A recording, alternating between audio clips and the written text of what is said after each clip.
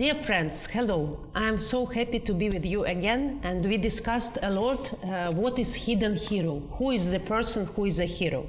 For me, one of the heroes is Matt Wilson, who is here today with us. He is the creator of and founder of Animus Creative. This is a company who is helping businesses to build brands. So, dear Matt, thank you so much for finding time. Pleasure, Olga. Matt has a very small daughter whom he loves very much. She's only 2.5. That's why really his time is very, very precious for us. Dear Matt, tell me please, who is hero for you? Hero for me? A hero for me is somebody that's genuine. I don't think you need to be an elaborate personality or this dynamic hero that's out to help everybody. A hero is a genuine person that is just good of heart. So they have great intentions and they will go out of their way when they see somebody in need, even if it's somebody that's not a friend, that's not a family member, somebody that would just help where they can. I think that defines the hero for me. Do you think people like this still exist? I would like to think so, yes. The trouble with media nowadays is we see a lot of negativity out there every day that's not caught on camera, that's not uploaded to YouTube. There are people out there doing good and not getting recognition for it because that's not why they're doing it. They're doing it because it makes them feel better, it makes the people around them stronger and helps the communities they're working within. Thank you so much. I want to comment on this. Recently, one Russian magazine asked me, who is the hero for you? And I said, it's just a kind person. And they said, it cannot be. What's this kind person? It's not a profession. How can you earn money being kind? But I'm surprised because Matt gave almost, in a way, the same answer. Yeah, it's just a normal, generous and kind person. Yep. Matt, tell me please, you help a lot of companies to become brands, but at the end of the day, a lot of big number of our audience is just people. They are not big companies, and even big companies are people at the end of the day. Yep. If a person wants to make his own brand, he wants, I don't know, make pancakes, and he wants to make a brand out of this, how to do it? Okay, so a pancake brand. Well, in all honesty, it goes back to almost to the hero analogy. It's not about being something you're not. It's about being authentic. If you're creating pancakes, you're doing it because you love what you do. And that will shine through in the brand. Don't try to be something you're not. Don't try to be this big fake brand. Try to be genuine. Try to you love making those pancakes or whatever it is you do, because of the way it makes you feel, because of the way it makes the people feel that are eating them, when they're enjoying them, when they enjoy your brand. So the importance of a brand is really about reputation. So if you get a good reputation for making these pancakes because you love those pancakes, because you love and enjoy making them, and you desire to see people enjoying them, then that is building a brand in itself. It might only be a small niche brand, but that's got strength in it. We don't all need to build multi-billion-dollar companies to be strong brands. It's about authenticity and humility. Absolutely agree. A lot of our, audience and people who watch us ask us, how can we eliminate fear? I want to do something, but I want to make a brand, I want to start a business, but I'm afraid. Who am I?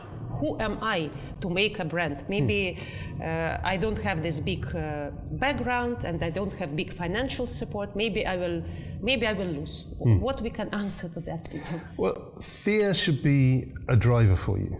So most people fear failure. It's not success that they fear, it's the failure to succeed. But who defines their success? They do. So if you're not failing, in my mind, if you're not failing, you're actually not trying hard enough. If you fail fast. So you experiment. Let's take that pancake analogy.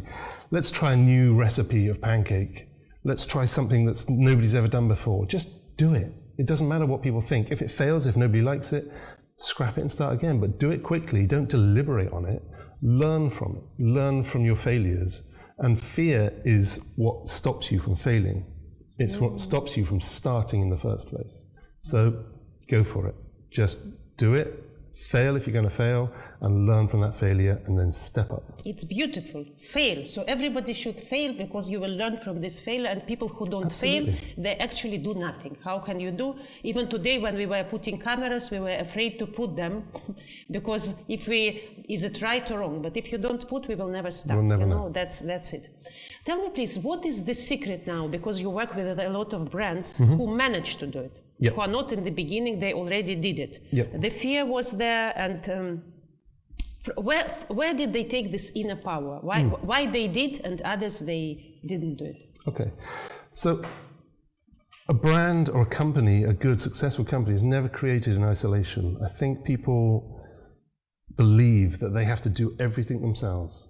For me, to be a successful brand, you have to surround yourself with like-minded people and people that help push you in the right direction. No matter what you do, you're never going to be the expert at everything within your business. It might be your business, but you might not be the best accountant. You might not be the best salesperson. You might not be the best cleaner. But all these roles are very important. So you need to find people that can help you and support you in becoming something much bigger than just yourself. That's where you'll find strength in the brand. Tell me, please, what is the example when you take some company? I know that you work even with Walt Disney Company and with other big companies. How? So you come to the company, you see a lot of problems, you fix them, or you see that everything is perfect and there is nothing to do, and you say bye-bye, everything is perfect, you are so cool, guys. Yeah. How do you do it? You come to the company, how you help them to grow? So in all honesty, I don't have the answers for those companies. They have them internally. But what I tend to do, I'll go into a company and I will pose questions. So I can look around the company and I can see where I think things are going wrong. Excuse me. But generally, they know better themselves, but they're just not talking to each other.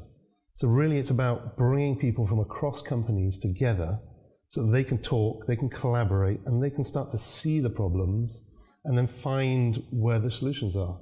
They know better than anybody, especially an external resource. I don't know their companies. Some of these people have been working in these companies for years.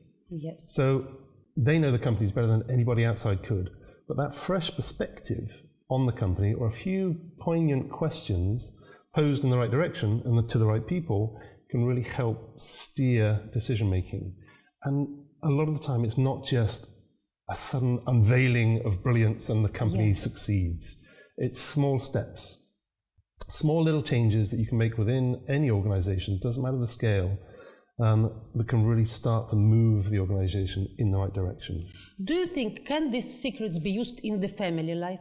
Because family is a small organization. There is one person here, 1, 2, 3, 4, 5. Can it work, or it's completely different? I mean, personal life and business, there is some connection, or it's completely different? Do you know, for me, it's very connected. Business, for me, is about people. If there aren't people, there is no business. No matter whether it's an online business, it's all fully digital, there are still people behind it making those decisions. And those people have to communicate. So it's all about communication. The same happens within a family unit. I mean, I'm a new parent, a very new parent, I would say. She's only 2.5 years old. But my wife and I have to have the same ethos with regards to bringing up our daughter. We have to be on the same page, we have to be saying the same things, enforcing the same rules, so that we know that we're bringing up in a smooth, organized fashion.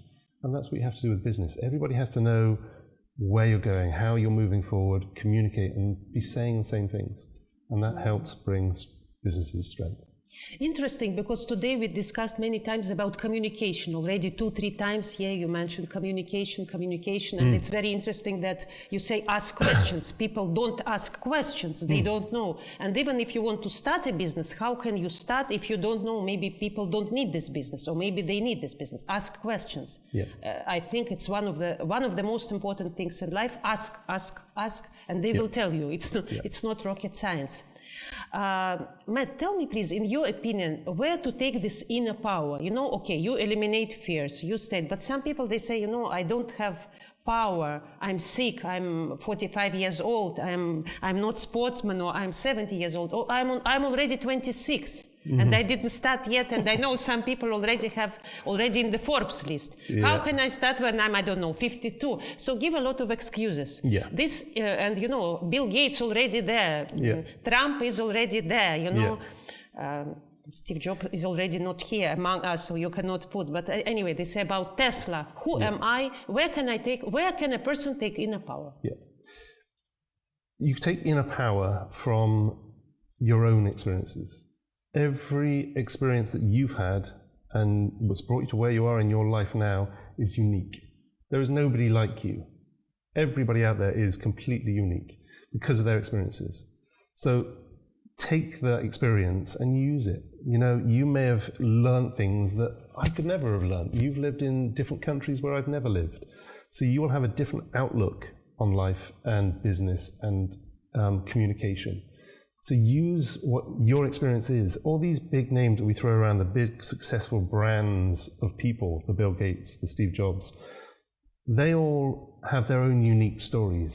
And we're constantly comparing ourselves to those, or we want to be at that echelon. Of course. Because you see, oh my God, this guy has so much money. This guy is that handsome. This guy is, like Roger Federer. Yeah. How can I play tennis if Federer is that good? Yeah, we're comparing. We always compare. And we're comparing ourselves to a very small 1% of the population that we're seeing on film and in these business interviews and the success stories. Not everybody out there is a billionaire. Not everybody out there is a millionaire, but they're still successful because their success might be measured by themselves as happiness. Who's to say that happiness isn't the ultimate goal? Why are we all striving after money? Money can't buy you happiness. I mean, it's an old cliche, but what do you really want out of life? Is it to have a wholesome family? Is it to have good friends and enjoy life? Or is it just swan around on a swanky yacht where you're not sure who really likes you because they might just be there for your money? I know where I would rather be. I would rather be in a down-to-earth situation, comfortable financially, but where I can enjoy my friends, my family, and my life. This is so beautifully said, and I want to say that Matt is not saying it because of the interview. This is really because, because every day whenever he can, when he's not working, he's in the mountains with his wife, with his friends. He loves nature, he loves people, and he's helping a lot. It's not really, in Matt's case, it's not only about money. He's helping without money or with money, but he's doing the best. And I think that is important because we are all connected. If we think virus is only in China, now, you see how it's global, and there are a lot of proofs of this. So you think Chernobyl is only in Ukraine and ecology becomes very terrible. No, this cloud comes to the world. Coronavirus is coming to the world. So, we are more and more connected. We cannot be separated anymore. Yeah. Tell me, please, what brands in your mind, from your example, something that you are very proud of, like you took something and you did something, that the work that you will say, Olga, wow, this is it. Maybe it was just one person whom you helped, or maybe it was, I don't know, Walt Disney. There are many brands that I've worked with, but the ones that I generally tend to be most proud of are the smaller companies that I've helped. They've not necessarily become my clients, but I will help them because I believe in what they're trying to do. So as you know, we met at a speaking gig, so I've done a lot of keynote speeches, I do a lot of networking, and a lot of the people I meet within those events are not my ideal client. They can't afford my services necessarily, but imparting knowledge to them or just posing them questions that might just steer them in the right direction, and then that has an impact, and that's what I would say I'm most proud of. It's the small impact that can multiply through what I do. So if I have a one-on-one interaction with you, and I impart a piece of knowledge about business or life, that's not just impacting you, it's impacting your business and the people that you employ within your business. And that, if they have a better life within their work environment, then that can impact their families, their children. And so it has this ripple effect throughout society. You can start the smallest little seed. It could be a throwaway comment that could really help somebody just kick things into action. but it has a ripple effect, because then they become more happier in what they're doing, they become more confident in what they're doing, they build a business around that, then they employ people, and small things make big ripples. I love it. It's so beautifully said. It's so beautifully said. Put the seeds and it makes huge difference. I'm very proud of that. The fact that I can make an impact on hundreds of people's lives without actually meeting those hundreds of people. And they'll never know that it was me that had that initial idea that I gave to somebody, a business owner, that helped them build that company. But, there is an effect there. Beautifully said. Tell me, please, about your daughter. What kind of person you want to raise her? Because the life is now different than 20, 30, 40 years ago. And I can see that even if you say, no, I want to keep to the old one, it's not working. Because definitely they are born in the era of internet, social media, YouTube channels, whatever. What kind of person you want her to be? I would love her to grow up to be a well-rounded, happy little girl with an entrepreneurial spirit. I'm not the perfect parent. I have no idea what I'm doing. I'm making it up as I go along. But I've got empathy for my daughter. So when she's crying for a reason. And it could be to get my attention. It could be as simple as that, because I've been staring at my phone too long, checking my emails. She could be playing up or being naughty because of that. She just needs attention. They just need attention. And they need to know that you're there. It's that security. You are their security. So to interact with her when I can, to give her the time to guide the way that we play, to guide the way that we do things is really important. I think it fosters trust within the relationship. So she knows I'm always going to be there, and I'm going to treat her like a human being, not just somebody that has to be bossed around and brought up. She can guide the way she's brought up occasionally. You give her options, you give her choices, and hopefully that will inspire her to be a better person. She will grow up with a well-rounded, well-versed education. We mix with lots of different people.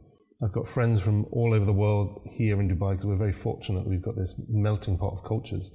So she gets to experience different nationalities, different cultures, different people. But you yourself, you're from England or Scotland? Yes, we're from England. Yeah. From England, from England. Yeah. Of course, if you will live in England, it will be maybe not that much. Well, exactly, yeah. So it's, where I come from, in the southwest of England, the nationality mix is not broad at all. 90% is English. So being here in Dubai gives us that opportunity to learn about other cultures and the way people do things. And I think what we forget is we tend to judge people on our own experiences and upbringing.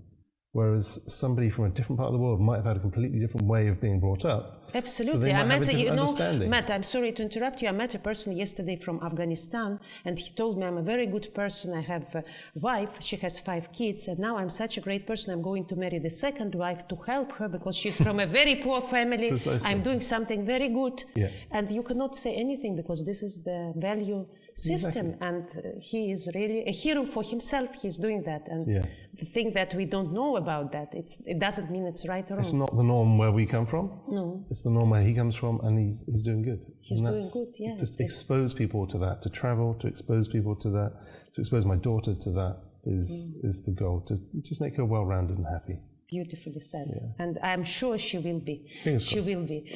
And I would like to ask, the last question is, what do you think, how you will recommend the people who want to start, they have idea, they have a plan, they have maybe some business plan, but they cannot start. And I know one person, he is writing his scenario, you will be shocked, for 17 years. Right. He lives in USA for 17 years. I said, maybe better you do something and it fail and then you do one more. But what to tell to these people who, they have a plan, they have a dream, but they still sitting in one place? How to start? How to start? I guess the key question is, if you've sat on something for so long, is it really what you want? Are you really passionate about it? So, everybody says find your passion and work with your passion. It's not as easy as that. We can't all just grab something we're passionate about and work with it. But you've got to be passionate enough about something to really make it work. Because if you're not 100% passionate about it, then when you start to employ people into your businesses, then you can't expect them to be as passionate. You know, and if you're not passionate enough, how can they be? So my advice would be, try it. You don't have to. Everybody has financial commitments, and that's what holds a lot of people back. You know, we mentioned the failure thing earlier. Yeah. People are afraid to fail. Of course, they're afraid to fail. But if you've got financial commitments, you've got mortgages, you've got children, Yeah. you've got educational fees. This is what a lot of people say. Exactly. They say it's easy to tell for you. You are young and handsome, and and you are strong, and you have a lot of money. Of course, you can try. Yeah. Yeah. For me, no, I have a mortgage, I have a wife, she's not working, how can I start? This is how. You start by starting. So keep your job, keep earning your bills. If you really think and really believe that you've got something, an idea that's going to work, then you've got, from the moment you get home and you've put your kids to bed till the moment you go to bed, could be 2 hours, could be 4 hours, could be 1 hour, whatever it is, to start doing it, to start building that website, or sourcing those products that you want to sell, or creating something that you're going to do. And my other advice would be to find a niche within a niche. So everything nowadays has been done. Nothing is new. It's just taking a few ideas and joining them together.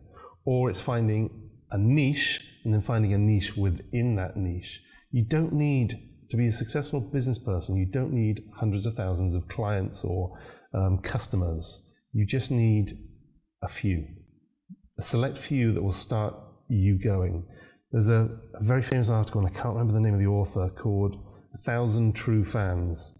And here's the premise of this article. You can Google it, you'll find it easily. Is that you only really need 1,000 true fans to make your business or you as an individual successful.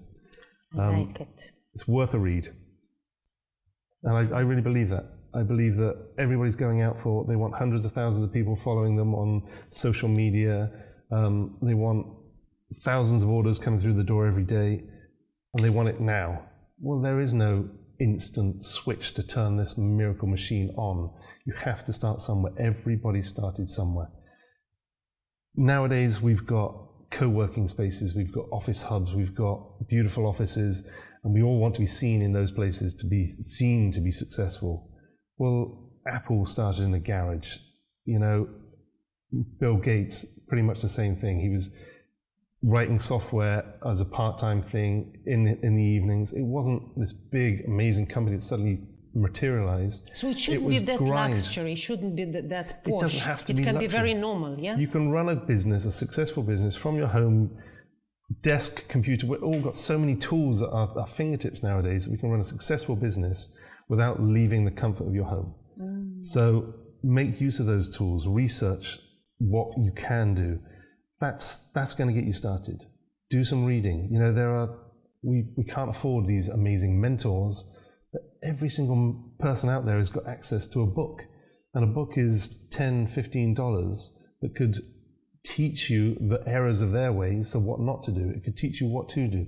There are hundreds of books out there. Okay, but a lot of people, they will answer, you know, I already read 30 books. And I'm still there. That's what they say. You know, Olga, I was at Tony Robbins. Yeah. I paid a lot of money. I read 30 books, but still I'm sitting here. Like I already read, I already met, I already saw, and I have already no money because I spent this on all these books. But that's the fear that's holding them back of failing. They don't want to fail. So they're sat there thinking, I've got all this knowledge, all these amazing people that have advised me, through books, through YouTube, whatever it is. I'm still sat here not doing anything because you haven't started. You're afraid to fail. Fail, and fail quickly. That is beautifully. So if you fail quickly. Try and it. move on. Yeah. If you're afraid to fail, just fail quickly. And reiterate as you go. I love it. It's very, very nice. It's very, very nice. Matt, thank you so much for your time, for your advices. You know, it's like very short set, but very deep meaning. This is really, you are specialist in this because there is a lot of knowledge behind that. And thank you so much for sharing that knowledge. It's a pleasure. Thank you so much. Thank you. Dear friends, hello. We want to invite you on the 10th of March to Dubai Polo and Equestrian Club. We will have an event where we will talk about communication and how to become a hero and how to develop your personal brand. Matt Wilson, this is a very strong, handsome and powerful person who will share his knowledge. He's the founder of Animus Creative, and I'm looking forward to welcome Matt and to listen to his speech. I look forward to being there, and hopefully I might be able to learn more about your businesses and you as individuals and share some ideas. Thank you so much. We are waiting for you.